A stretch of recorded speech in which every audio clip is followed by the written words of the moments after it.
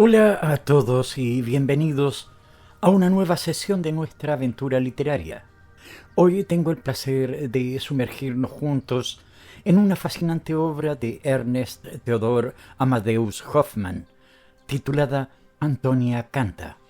Este relato nos sumerge en una atmósfera llena de misterio, donde lo sentimental se entrelaza con lo fantástico, capturando nuestra imaginación desde el primer momento. Antes de comenzar, quiero agradecerles por estar aquí y por todo el apoyo que continúan brindando al canal. Cada like, comentario y suscripción realmente marca la diferencia y nos permite seguir compartiendo estas maravillosas historias. Si aún no lo has hecho, te invito a suscribirte y a activar la campana de notificaciones para que no te pierdas ninguna de nuestras futuras lecturas. Ahora prepárate para una velada inolvidable. Nos adentraremos en una noche fría de invierno, donde el viento azota los cristales y la luz de las brasas en la chimenea promete calidez y recogimiento. Nos encontramos en la casa de Teodoro, rodeados de los miembros del Club Serapión, todos ansiosos por escuchar y compartir historias que desafían la realidad cotidiana. Entre risas y sorbos de ponche, la velada se convierte en un escenario perfecto para que lo extraordinario tome vida a través de las palabras de Hoffmann. Así que, sin más preámbulos, les invito a acomodarse, tomar una rica taza de café y dejarse llevar por la mágica voz de Antonia mientras exploramos juntos los enigmas y la belleza de esta obra maestra. ¿Están listos? Comencemos esta maravillosa travesía literaria. Antonia canta, de Ernest Theodor Amadeus Hoffmann. Aquella noche, los miembros del regocijado Club Serapión habían comparecido puntualmente en casa de Teodoro. El viento invernal corría en anchas ráfagas, se retorcía en torbellino y con lágrimas de nieve atizaba los cristales mal asegurados en sus ribeteadas emplomaduras. Menos mal que resplandecía en la habitación, debajo del revellín de la vieja chimenea, una ancha solera de brasas. Su cálida luz acariciaba con innumerables reflejos los muebles severos de oscuro color que contrastaban con la rebosante alegría de sus dueños. Pronto humean las pipas y los reunidos se colocan en orden de edad alrededor de la vasija del ponche de la amistad, lamida por las llamas. No falta nadie. El decano tiene allí a todos sus invitados. La copa de Bohemia se llena y pasa de mano en mano. La conversación agota sus recursos y se renuevan de cabo a cabo de la velada el ponche y las anécdotas, hasta que, exaltadas las imaginaciones, llegan a las zonas más elevadas de la excentricidad. «Querido Teodoro», exclama de pronto uno de los reunidos, jovial vividor, «la conversación va a decaer si tú no la atizas con una de tus historias, pero algo raro, ¿me entiendes? Algo que sea al mismo tiempo sentimental, fantástico y antinarcótico». «Brindemos», dice Teodoro, «y voy a complaceros. Se trata de una anécdota no poco chocante de la vida del consejero Crespel, ese digno personaje que ha existido como vosotros y como yo. Era, no hay duda, el hombre más singular que en todos los días de mi vida haya visto. Llegaba yo a las aulas de la Universidad de H con el propósito de cursar filosofía, cuando corrían de boca en boca por allí las particularidades del consejero Crespel. ¡Qué hombre más desconcertante! Sabed, por otra parte, que el consejero Crespel gozaba en aquella época de una reputación excepcional como sabio jurista y por su destreza como diplomático. Uno de los pequeños príncipes que reinaban a la sazón en Alemania, hombre cuya vanidad excedía todo límite, le había llamado a su residencia para confiarle la redacción de una memoria con vistas a justificar sus derechos sobre cierto territorio lindante con sus estados que estaba dispuesto a reclamar ante la corte imperial. Tan buen éxito tuvo el asunto que el príncipe juró, en medio de su regocijo, conceder en recompensa a su favorito lo que más deseara, por exorbitante que fuera. El honrado Crespel, que se había pasado toda la vida lamentándose de no tener casa a su gusto, quiso que le construyeran una a su capricho, pagando el príncipe, desde luego. El Serenísimo había llevado la generosidad a adquirir también a su costa el terreno que el consejero indicara, pero éste se contentó con un jardín no muy extenso a las puertas de su residencia, en un sitio de lo más pintoresco. Desde aquel momento Crespel no descansó. Intervino en el acarreo de los materiales de construcción y él en persona, cubierto de una extravagante indumentaria de confección propia, un día tras otro desleía la cal, cribaba la arena y ponía en hilera los ladrillos. Para nada se le ocurrió llamar a un arquitecto, ni parece que se preocupara por tener un plano. Amaneció un día y el hombre se llegó a la ciudad de M para elegir un maestro albañil experto y le rogó que desde el día siguiente mandara a su jardín el número de jornaleros suficientes para construir su casa. El maestro albañil, que intentaba regateos a propósito de la dirección de la mano de obra, veía visiones cuando Crespel le aseguró, muy formal, que holgaban las prevenciones y que todo se arreglaría sin disputa, porque no había dificultad ni podría haber divergencia ninguna. Cuando el maestro constructor llegó al sitio indicado con sus hombres, vio abierta una zanja en forma de cuadrado regular, y Crespel le dijo: «Aquí deben echarse los cimientos de mi casa, y luego levantad las 4 paredes del recinto. Levantad hasta que yo os diga basta.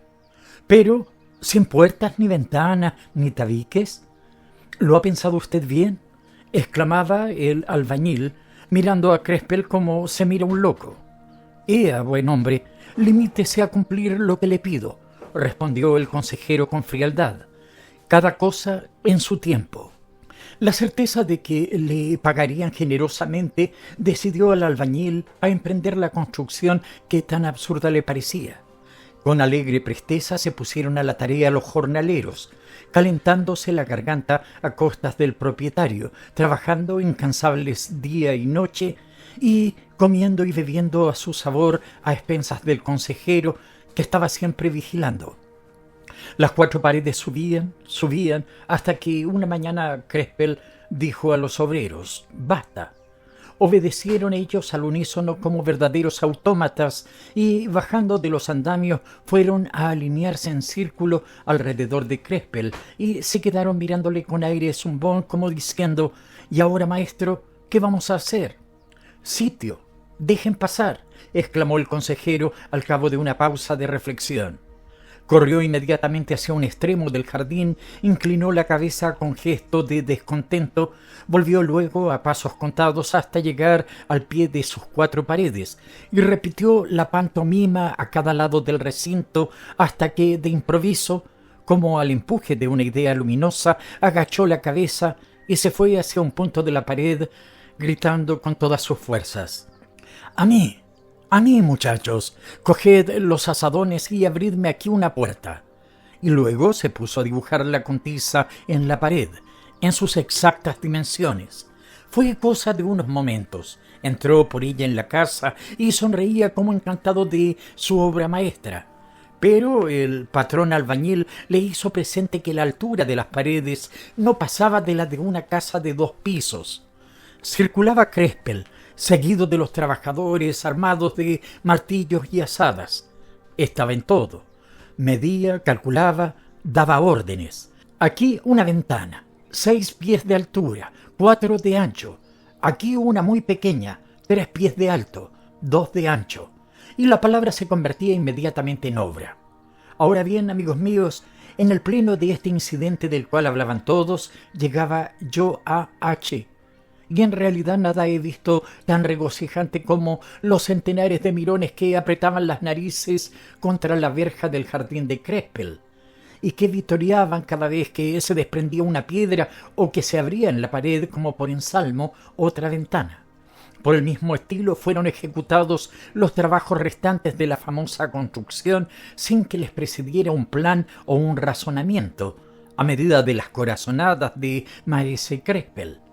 la chispeante singularidad de la empresa, el íntimo convencimiento de que todo saldría a medida de las mejores esperanzas y por encima de todo la generosidad del consejero Crespel mantenían despierto el afán de sus obreros, gracias a cuya actividad constante la casa quedó pronto terminada.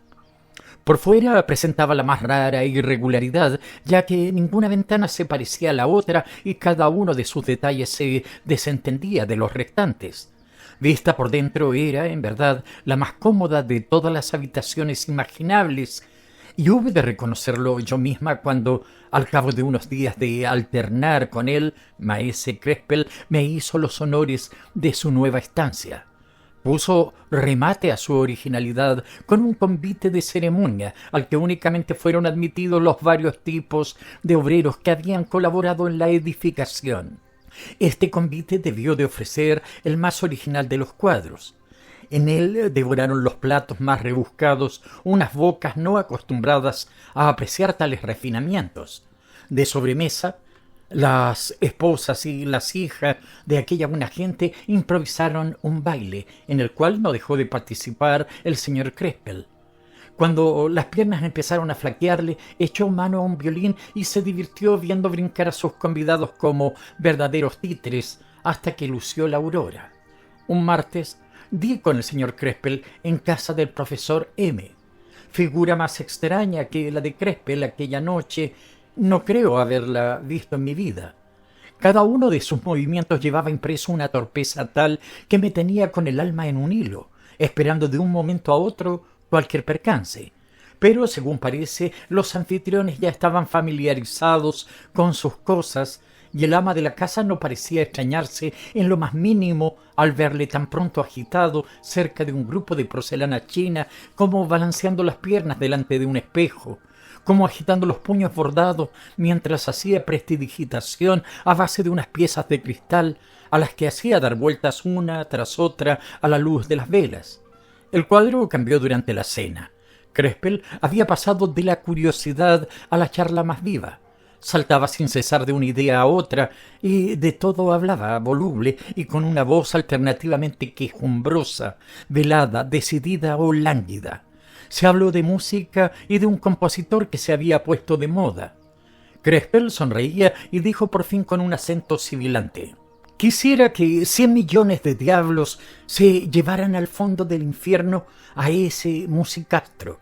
Pero de pronto prorrumpió con voz de trueno: «Es un serafín en la armonización, es el genio del canto». Al decirlo, se le empañaban los ojos de lágrimas furtivas. Para no tacharle de loco, más bien que distraído, convenía recordar que una hora antes había hablado con entusiasmo de una cantante célebre. Al ser servido un plato de liebre, Crespel puso aparte los huesos y reclamó las patas que la hija del profesor, una encantadora niña de 5 años, le trajo alegremente al cabo de unos momentos. Los chicos de aquel hogar parecían sentir un gran cariño por el consejero, y no tardé en descubrir el motivo cuando después de la cena vi a Crespel sacar del bolsillo una caja que contenía un torno de acero, con el cual empezó a moldear los huesos de la liebre en forma de una serie de juguetes minúsculos, que sus amiguitos, rodeándole a 3 pasos, se repartieron entre gritos de júbilo. De pronto a la sobrina del profesor se le ocurrió preguntar: «¿Y qué se ha hecho, querido señor Crespel, de nuestra buena Antonia?». El consejero puso la misma cara que un goloso que ha mordido en una naranja agria. En una súbita mueca sus facciones se oscurecieron y tenía un aspecto muy desagradable cuando respondió entre dientes: «¿Nuestra querida Antonia?». El profesor, que se dio cuenta del efecto que la desgraciada pregunta había causado, dirigió a su sobrina una mirada de reconvención y, como para distraer al malhumorado Crespel, le preguntó animadamente: «¿Cómo van los violines?», al tiempo que estrechaba amistosamente las manos de su invitado. Desaparecieron las arrugas en el rostro de Crespel. «Inmejorablemente, querido profesor, me he puesto ya a desmontar el célebre Amati, el violín que he adquirido hace poco por una feliz casualidad. Espero que Antonia pondrá lo restante». «Antonia es una criatura que merece todo cariño», repuso el profesor. —Es cierto, como un ángel —exclamó Crespel sollozando, y cogiendo bastón y sombrero salió precipitadamente con todas las apariencias de un hombre desolado. Esta rareza me impresionó y pedí al profesor algunos detalles acerca de la historia del consejero. —Ah —me dijo—, es un hombre muy raro. Es tan diestro en construir un violín como hábil en redactar un escrito. Una vez ha dado el último toque al violín, lo prueba durante 1 hora o 2, arrancando de él una música que deleita el oído, lo cuelga luego al lado de los otros y allí queda. Si acaso tiene noticia del violín de un ejecutante célebre, lo adquiere, lo toca una sola vez, lo desmonta pieza por pieza y echa los fragmentos en un arca que ella tiene casi colmada. —Pero, ¿en qué relaciones está con Antonia? —pregunté con impaciencia, y el profesor me respondió con gravedad. El consejero vivía años atrás en una casa aislada de la calle X, con una anciana ama de llaves. Lo raro de sus costumbres excitó la curiosidad del vecindario y él, para desmentirlos, podríamos decir, se puso a cultivar el trato de algunos conocidos y se le dio los salones, donde se captó muchas simpatías por su inesperada amabilidad. Le creían soltero y no hablaba nunca de su familia. Más adelante se ausentó durante unos meses. El día de su regreso se notó en la casa el reflejo de una iluminación insólita y pronto una voz femenina encantadora mezclaba sus acordes a los del acompañamiento de clavicordio y violín vigorosamente pulsado. Se paraban en la calle los transeúntes y los vecinos escuchaban asomados a las ventanas aquella música y aquellos cantos que brotaban en el encanto silencioso de la noche. Serían las 12 cuando cesó el canto. Fue entonces la voz del consejero la que se impuso, ruda y autoritaria, alternando con otra voz masculina que parecía hacerle cargos. De vez en cuando interrumpían la discusión los lamentos de una joven. Un grito penetrante de ésta puso fin a la crisis, pero se oyó todavía en la escalera un ruido singular, como de cuerpos que chocan, y salió un joven de la casa llorando, precipitándose hacia una silla de posta que le esperaba a pocos pasos. Y todo volvió a quedar en silencio. Los curiosos se preguntaban qué secreto se encerraría en aquella dramática escena. Al día siguiente Crespel estaba tranquilo y sereno, como de ordinario, y nadie se atrevía a interrogarle. Pero el ama de llaves no pudo resistir a la tentación de decir al oído a quien quisiera escucharla que el señor consejero había llegado del viaje con una joven que era una hermosura y se llamaba Antonia. Había más. Un joven perdidamente enamorado de Antonia les había seguido en el viaje y luego hasta la casa, y había sido necesario para echarle que el consejero pusiera en juego todo su caudal de indignación. En cuanto a las relaciones entre Antonia y el señor consejero, la anciana las ignoraba. De todos modos no supo callar que el señor Crespel tenía a la joven odiosamente secuestrada, que no cesaba de vigilarla y que ni siquiera le permitía la distracción de cantar acompañándose al clavicordio. Una sola vez se le había oído cantar y este recuerdo se convirtió en leyenda del barrio, aureolada de maravilla, pretendiendo que Antonia era una cantante única y que ninguna otra de las que se presentan en escena la superaría jamás. Me causó tal impresión lo que el profesor me contaba, imperaba en mis sueños con tal fuerza que, locamente enamorado, no pensé más que en los recursos de que me valdría para entrar en la casa de Crespel, ver a la misteriosa Antonia y, después de jurarle amor eterno, sustraerla a su tirano. En perjuicio de mi novela, las cosas tomaron un rumbo muy pacífico. Apenas hube hablado un par de veces con el consejero en casuales encuentros y halagado su manía hablándole de violines, él mismo me invitó a que le hiciera una visita en su casa. Dios sabe lo que sentí. Fue como si se me abrieran las puertas del cielo. El señor Crespel sometió a mi examen todos y cada uno de sus violines y me hizo observar los más mínimos detalles. Y los violines eran más de 30. Había uno de muy vieja hechura, colgado a mayor altura que los otros y adornado de una corona de flores. Me aseguró Crespel que se trataba de la obra maestra de un constructor de nombre desconocido y que sus notas tenían sobre los sentidos un poder magnético irresistible, obligando al sonámbulo a revelar los más secretos pensamientos. No me he sentido nunca con arrestos, me decía, para desmontar ese violín y estudiar su estructura. Es como si encerrara una vida de la cual yo sería como el asesino. Bien pocas veces he tocado en él, y únicamente para mi Antonia, que experimenta al oírlo las más dulces sensaciones.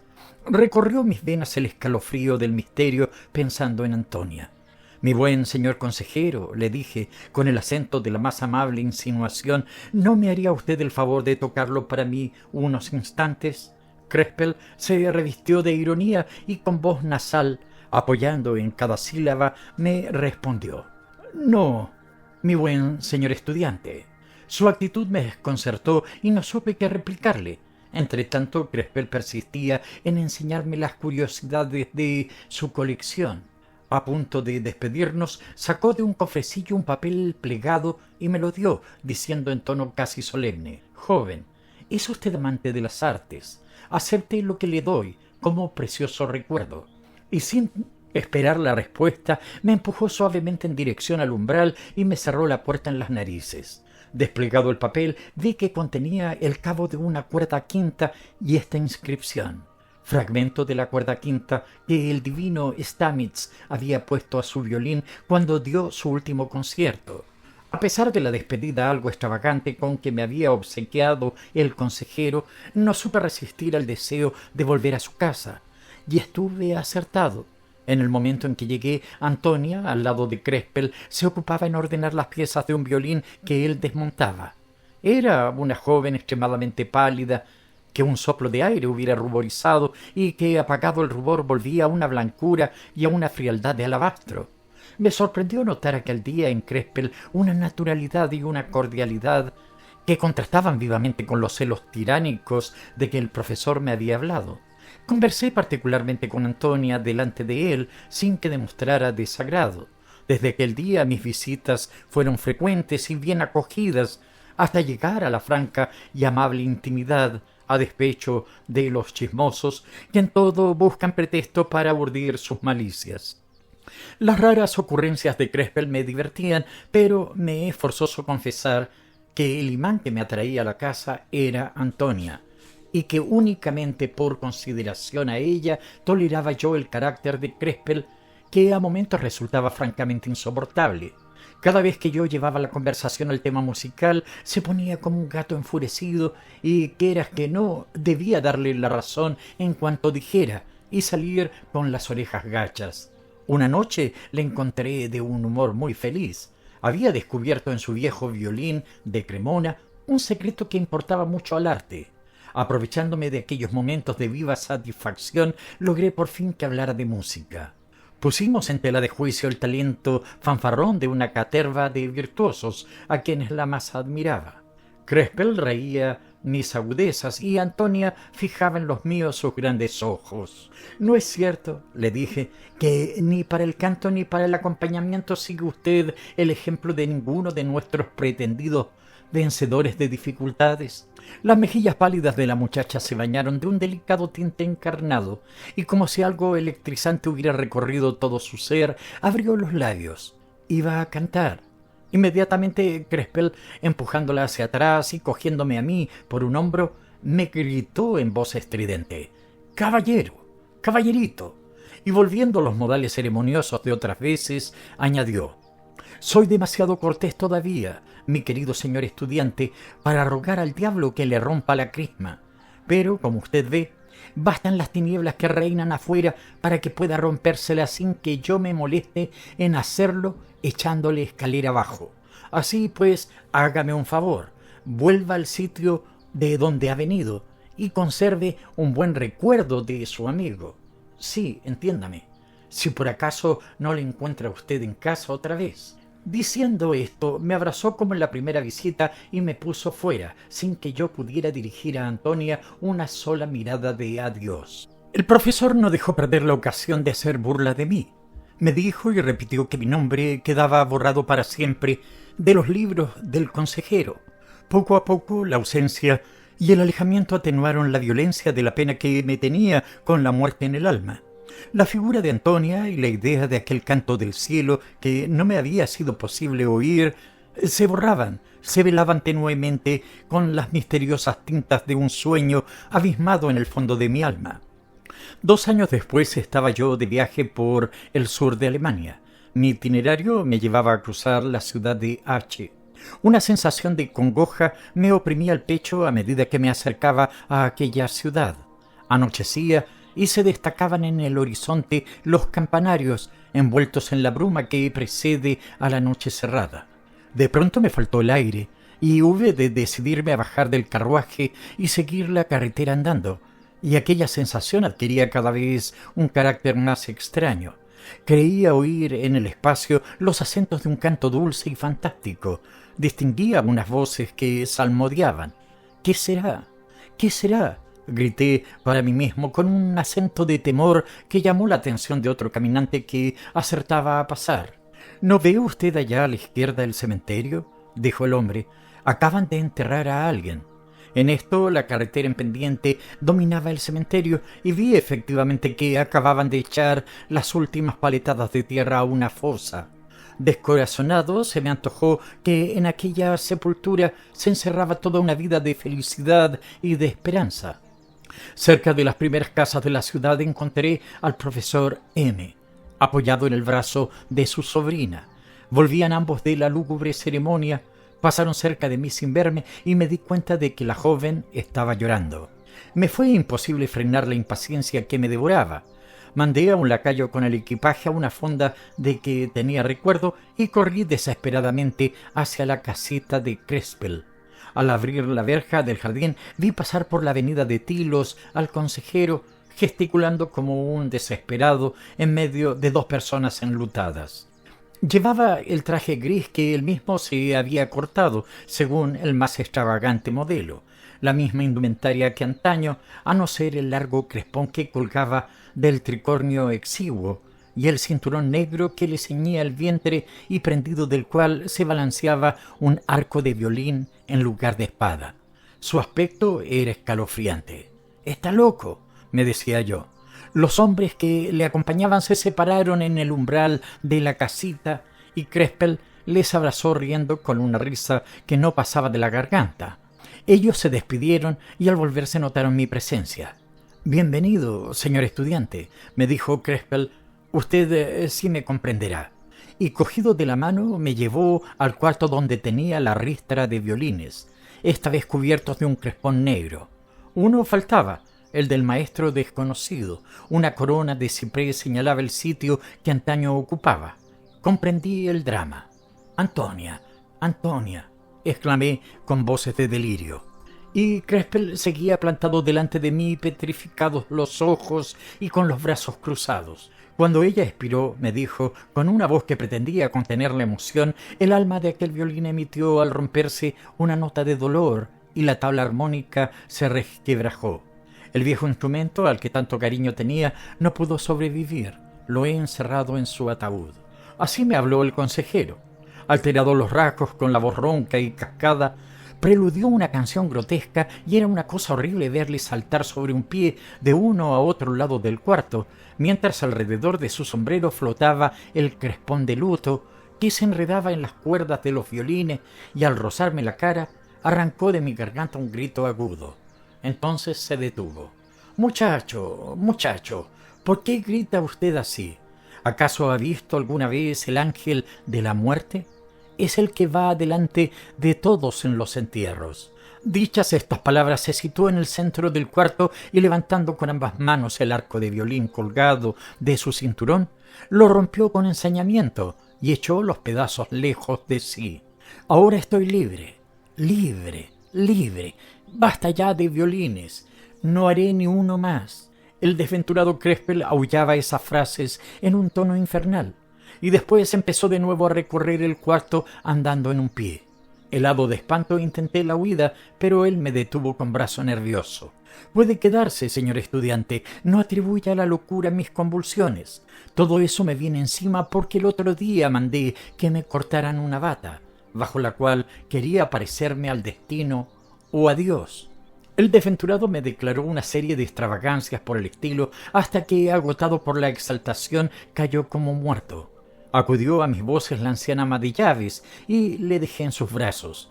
Al ver de nuevo al profesor M, le sostuve mi opinión de que el consejero Crespel estaba loco. Yo opino lo contrario, me respondió. La fermentación del pensamiento que en otro consumiría el cerebro, en nuestro pobre amigo se desahogaba por medio de la actividad. La desordenada agitación que agotaba sus nervios es lo que le ha de salvar. La muerte repentina de Antonia ha sido como el rayo que le cayera encima. Pero dejemos que pasen unos días, tal vez uno solo, y apuesto a que por sí mismo volverá a encariñarse con sus hábitos y con la vida cotidiana. Al día siguiente Crespel se había calmado casi por completo, aunque de vez en cuando repetía que nunca más montaría un violín, ni siquiera lo tendría en las manos. La predicción del profesor se realizaba. A mí en particular todo esto no me dilucidaba el misterio que envolvía las relaciones que tuviera Antonia con el consejero Crespel. Cuantas más vueltas le daba, más podía en mí la instintiva creencia de que había existido entre aquellos dos seres algo odioso. No me conformaba a dar el adiós a aquella ciudad antes de haber provocado las explicaciones que tal vez acarrearían la revelación de algo punible. Me iba excitando cada vez más hasta que decidí volver al gabinete del consejero. Estaba tranquilo, sentado ante su mesita de trabajado, torneando unos juguetes.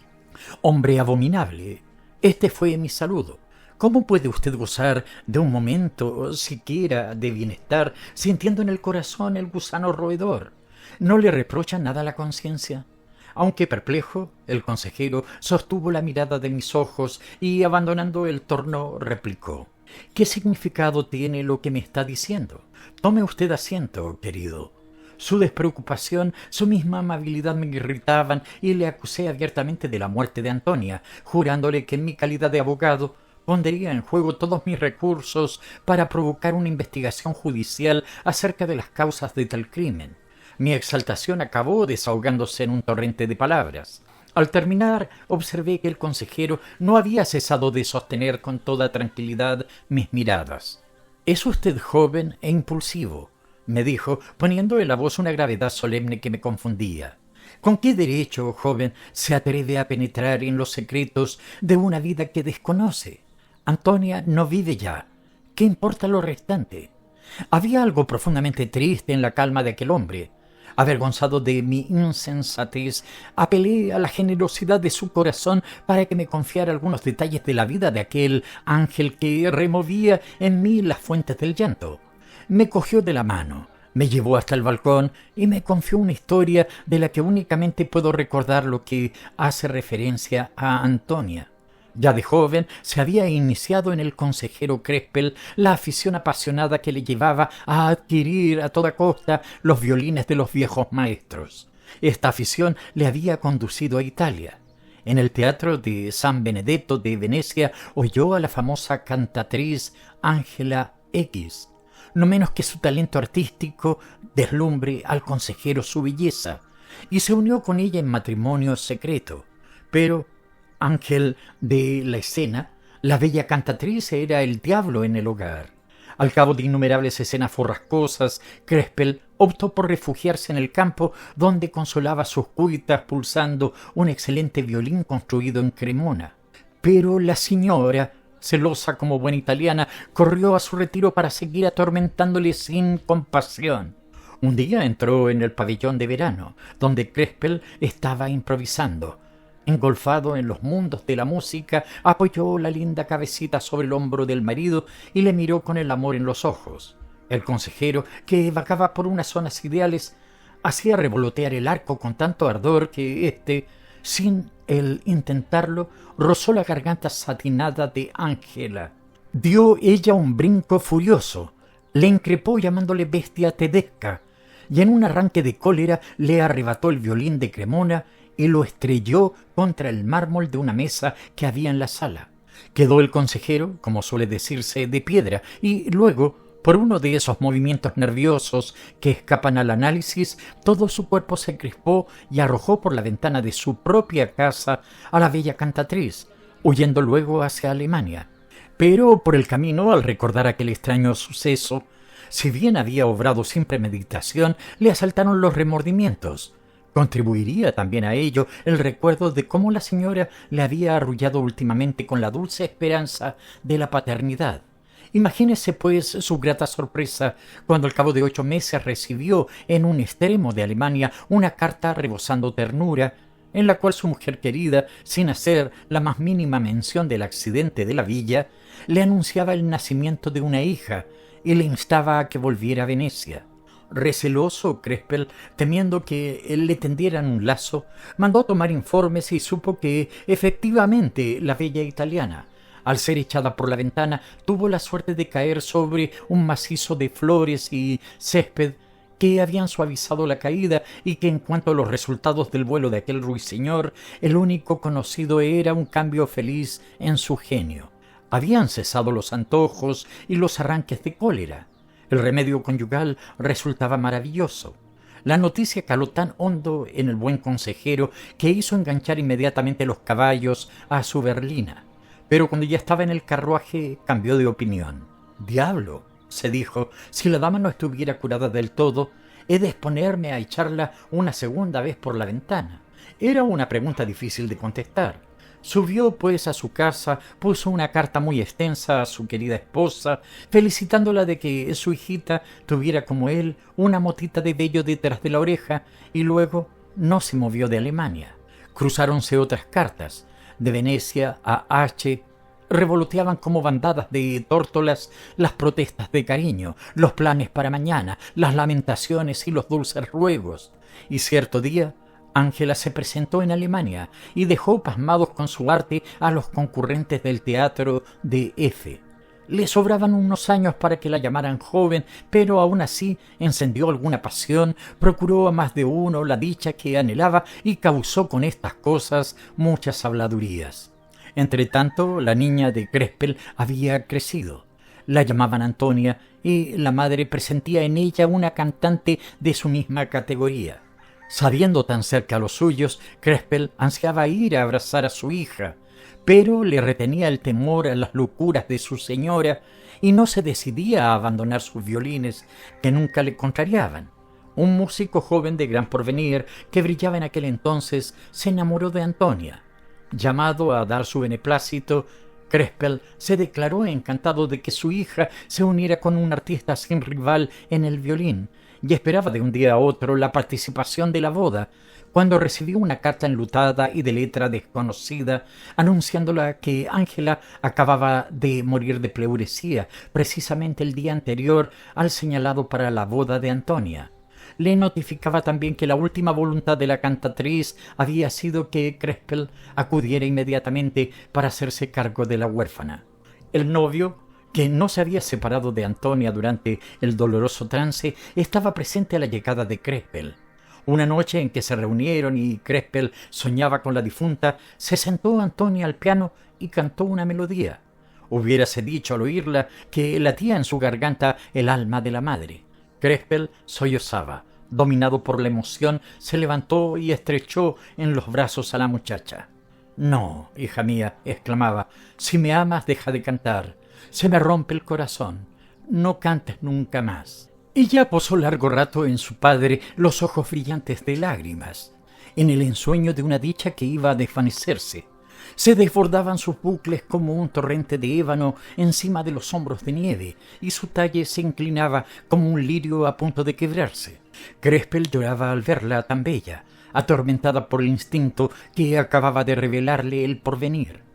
Se acentuaba la palidez en el rostro de Antonia, y él había descubierto, en sus rasgos, uno que era mortal, y contemplaba aterrorizado aquel germen que iría desarrollándose.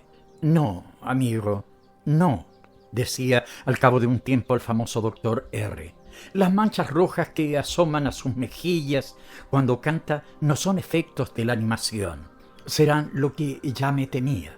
«No he de ocultarle mis inquietudes», respondía el doctor.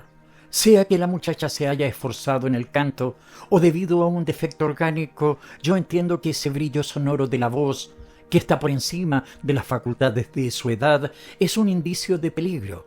y no le concedo ni 6 meses de vida si le permite usted que cante. Temblando bajo esta amenaza, el consejero veía la suerte de su hija como la del arbusto embellecido por las primeras flores y que una mano sin piedad se dispone a cortar de raíz. Se resolvió a señalar a Antonia los 2 caminos para su porvenir. El uno conducía en poco tiempo a la tumba, pasando por el casamiento y las seducciones de la vida artística. El segundo conservaría al padre anciano la hija querida, su único gozo y su postrera felicidad. Antonia se hizo cargo del sacrificio que le imploraba su padre y le abrazó sin acertar a decirle en palabras lo que sentía. Crespel despidió al novio y 2 días más tarde llegaba a H. con su hija, único tesoro de su existencia. Pero el novio no podía renunciar tan fácilmente a la dicha que se había prometido, y siguiendo las huellas de Crespel, le alcanzó en el umbral de la nueva residencia. El consejero le rechazó con dureza. «Que le vea otra vez al menos», exclamó Antonia. «Que le oiga una vez más y no me importa luego morir». «¿Morir? ¿Morir, hija mía? Eres el único ser que me reconcilia con este mundo. Sea como tú quieres, pero si llegaras a morir, no maldigas al menos a tu desdichado padre». El sacrificio era decisivo. El joven músico se vio obligado a acercarse al clavicordio y Antonia cantó. Tenía Crespel la mirada pendiente de su hija, hasta que vio aparecer en los pómulos las manchas rojas que contrastaban con su palidez. Entonces interrumpió el concierto con violencia, invitando al músico con el gesto a que se retirara. Al verle partir, Antonia dio un grito desgarrador y cayó desvanecida. «Por un momento», me decía Crespel después de contarme esta triste historia, «creí que mi pobre hija había muerto. Empujé por la espalda al maldito novio hacia la calle. Váyase, pero pronto. No sé cómo no le hundo un cuchillo en el corazón para reanimarla y devolver el color a sus mejillas con la sangre de usted». Debía ser tan terrible mi aspecto al decirle estas palabras que el joven músico salió corriendo como alocado para no volver más. La muchacha había abierto los ojos al cabo de un rato y volvió a cerrarlos. El médico, llamado con urgencia, afirmó que el accidente, aunque grave, no tendría probablemente peores consecuencias. Antonia pareció restablecerse casi del todo a los pocos días. Su amor filial ofrecía el más conmovedor espectáculo. Abnegada con admirable resignación, soportaba las manías y los antojos de su padre y le ayudaba con angelical paciencia a desmontar los viejos violines que iba adquiriendo y a fabricarlos de nuevo. «No, padre mío», le decía a menudo con una sonrisa melancólica, «no volveré a cantar, ya que esto te aflige. Mi único deseo es vivir y respirar para ti». Y Crespel se sentía dichoso de oírla. Al adquirir el violín famoso que más tarde había de ser encerrado en el ataúd de Antonia y disponerse a desmontarlo, la joven le miró con tristeza. «¿Este también?», le preguntó. Y Crespel oyó en su interior una voz que le instaba a salvar aquel violín y a servirse de él. No bien empezó a tocarlo, la joven dio unas palmadas. «Pero si es mi voz», exclamaba, «vuelvo a cantar». Y en efecto, las notas del violín maravilloso parecían rodar como perlas del empirio. Crespel estaba conmovido. El arco creaba prodigios bajo sus dedos y Antonia volvía sonriendo a su idea. «Padre, quisiera cantar».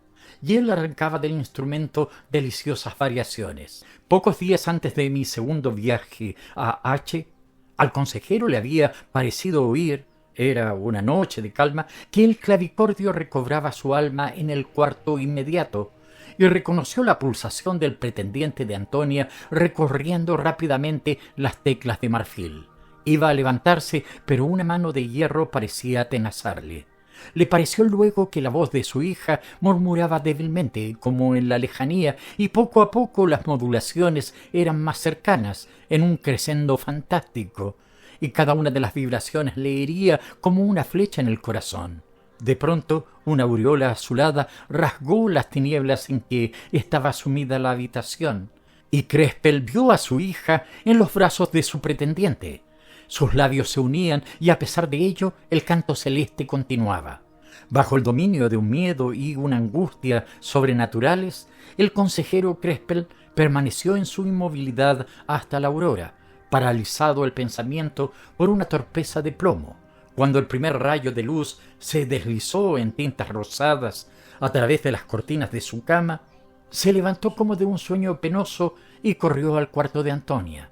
La vio tendida en el sofá, caídos los párpados, juntas las manos y con una sonrisa dulce pero fija que rozaba sus labios pálidos. Parecía el ángel dormido de la virginidad. Su alma había vuelto a Dios.